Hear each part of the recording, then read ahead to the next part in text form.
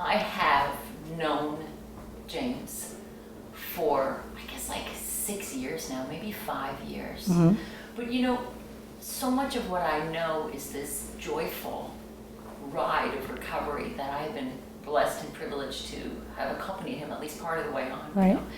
But I don't know anything about Jimmy. He was my firstborn. He was adorable. He had the biggest brown eyes and the one curl. There was a little struggle back then too, because you know his father wasn't here. He was in Rikers Island. And the day I was released from the hospital, I went there and showed him a picture up against the glass. So Jimmy and I were together at the hip till he was like 10 months old. And then Jim came home. I got pregnant with Rob. And then he went away again. So Jimmy was really a brat. He just always wanted things his way. You know, he was spoiled, he was stubborn and a little different, a little outish, you know. Him and Rob were totally different kids. He just wanted more, I guess, than what one parent in a home could give. But he always had a good heart. He was always a good kid, didn't have many friends. And we lived in Jersey City, so, you know, we lived on Newkirk and Summit, and it was really bad. Drugs were beginning to come in, and I had a friend, and I got a house, not my house, an apartment up by OLM school, and he went to Catholic school, and he got bullied a lot, you know. And in the 6th grade, I took him out, and he went into public school number 30, graduated there. Then he went to St. Anthony's School, high school, Jersey City, and again, didn't make any friends while Rob, like, you know, excelled in sports and blah, blah, blah. You know, Jimmy would be the type of kid where if Rob got a trophy, he would take it and run down to the neighbor's house and say, oh, look what I won. You know, because he wanted that, I guess. Would always be fighting with my brothers, rivalry like that, but again, always a good heart. Rob always accepted Jimmy. Brothers, they looked out for one another. They slept in the same bed. Jimmy had a girlfriend through high school, wound up getting married, baby, Jordan. And then I found out that he was doing pills. And at 28 years old, when I had my first drug and it affected my body, how can I not love that drug? It took all the pain away. It took that little boy that wasn't picked, I didn't care. The kid that didn't have a father, I didn't care. Didn't matter. I didn't care about nothing. All I knew is that I felt something that I never felt, and that was a feeling that made me numb to my emotions. And that's how the journey began of my addiction. Some sort of Vicodin. Went to the dentist, he was prescribed Vicodin, and he said he was a totally different person. And as it turned out, he left his wife. He came here, asked my sister if he could stay here, that him and his wife were having problems, and she said, you can, for like maybe 2 weeks or whatever it was. She set up boundaries. Right, because you have a life there.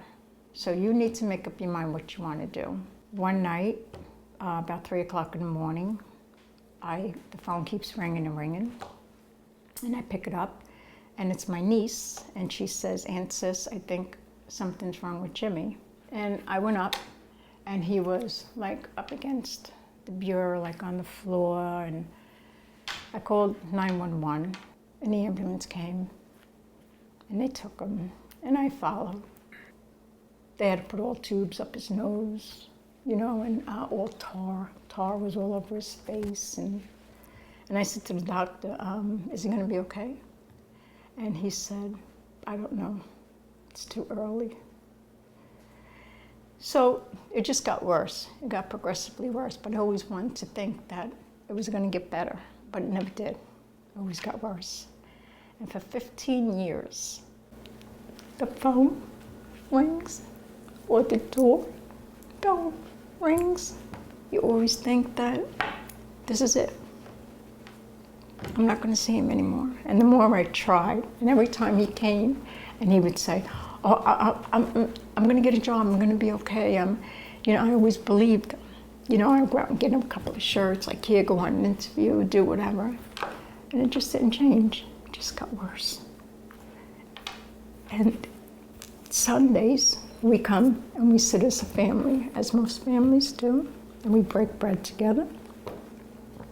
And he was always the one missing.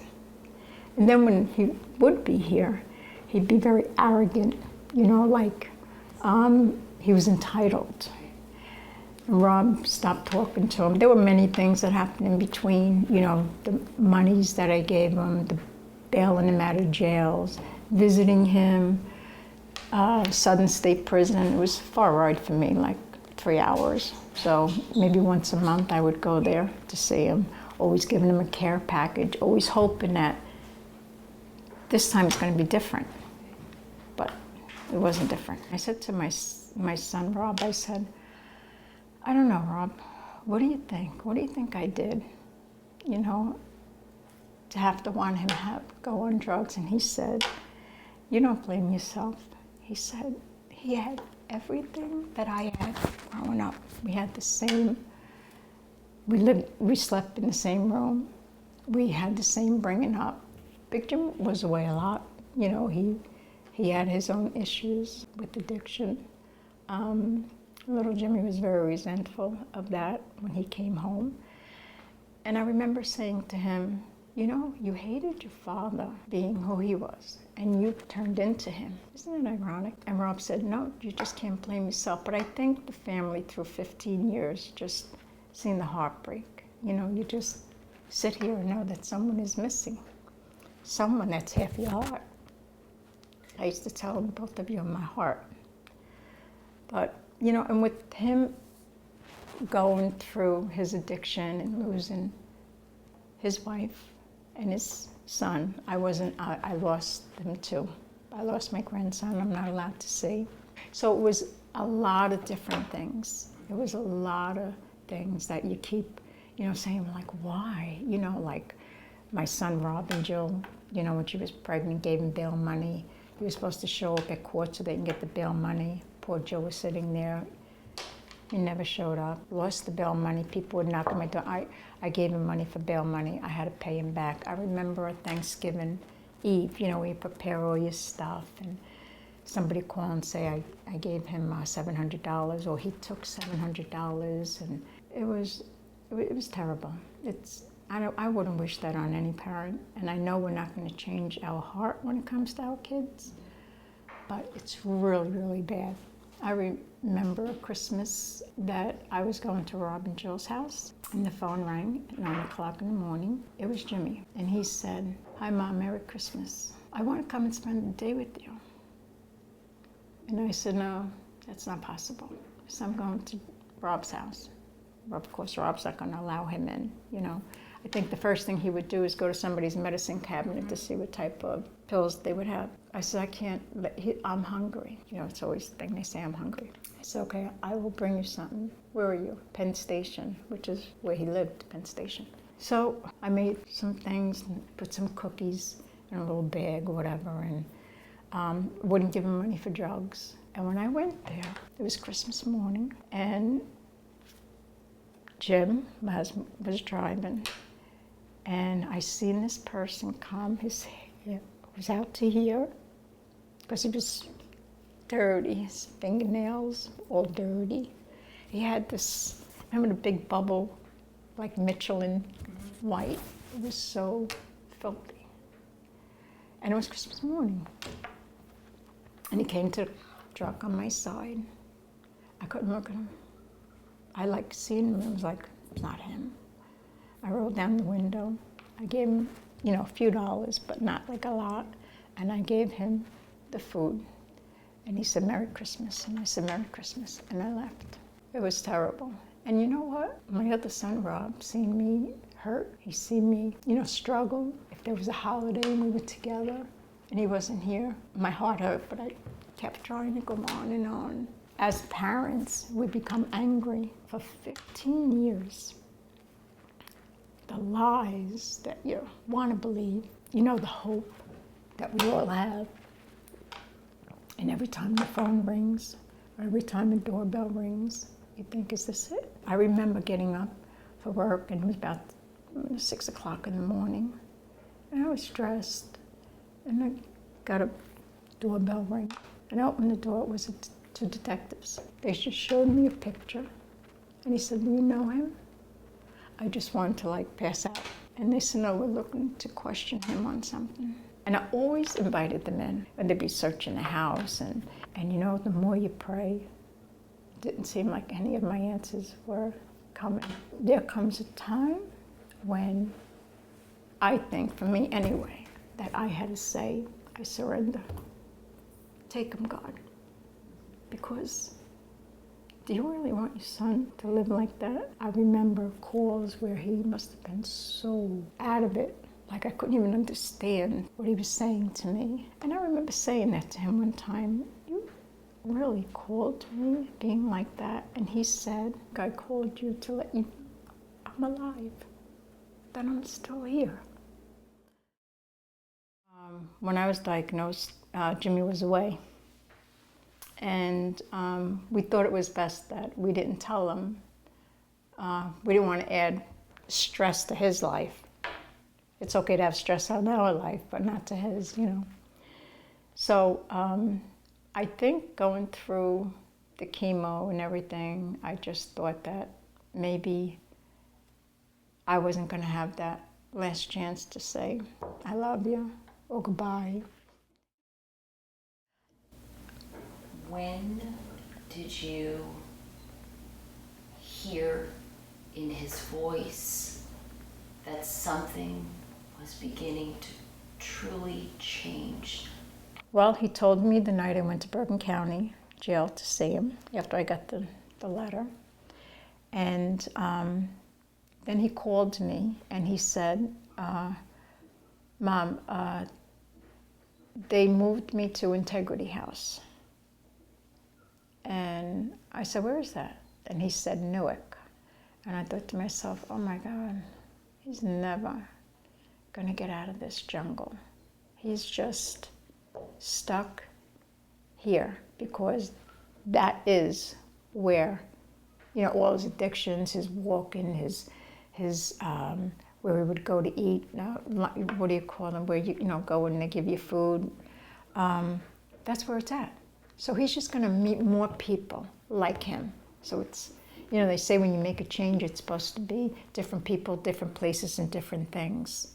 Well, he was going to the same things. So I thought to myself, oh no, he's not going to make it.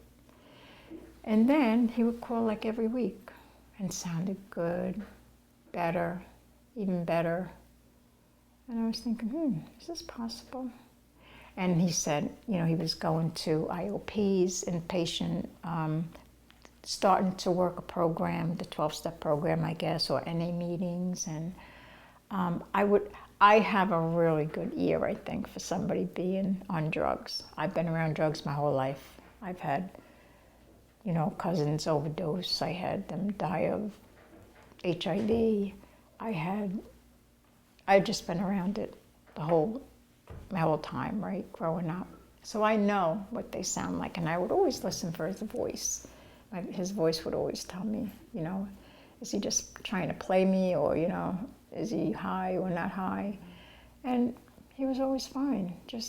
So we got a little bit of an understanding, a little bit of relationship going. And then maybe 6 months, 7 months into the program, he'd say, you know, they're gonna let me out for a couple hours. You know, I thought maybe, you know, we could have lunch or something together. I'm buying, of course. So I would pick him up. I would bring him here on a Sunday to have dinner. Of course, Rob didn't really, because you can't. After 15 years, you think of you coming in the house one day, that everything's gonna change. It doesn't work like that. It really doesn't.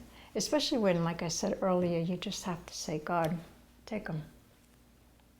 And I know it's sad. I know he's my son, and I know we don't want them to leave.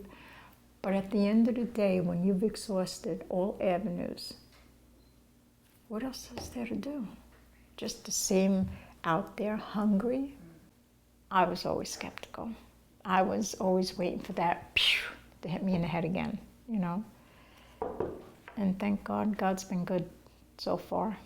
What did it feel like when he recently was asked to be the keynote speaker? Thrilling, just even today, trying to help people, and I just see the people like that. His phone is constantly going when he's here, and he's talking to people, and yeah, what an honor that was. And to hear him get up there and speak was like, oh my God, totally different person. Do you feel like those prayers of those 15 years were answered? Finally, somebody was home. Somebody- Yeah, somebody was home. And then we, you know, I think probably this past year is probably like the best, because I think I see him and Rob, which means so much to me, get along now. Like they laugh with each other. I think Rob has told him how proud he is of him, and how he hears like what he writes on Facebook, you know, about the stories that he tells, and that he's very happy for him, and that completes my life. What would you tell, you know, there's going to be a lot of other people, parents that are going to be looking at this video that are at the point where you were, where they had no hope. What would you tell those parents that are suffering the way that you did? Well, I think, first of all, I would tell them that it's okay to feel that anger. I mean, and that pain, you know, that you go through, that someone is causing. So, I mean, even though they're, you know, your family, and I think that you shouldn't give up on prayer, you know, and I know it may have been wrong for me to say, God, take them, but it's what I felt. And I think your heart will, you know, I think he'll answer you.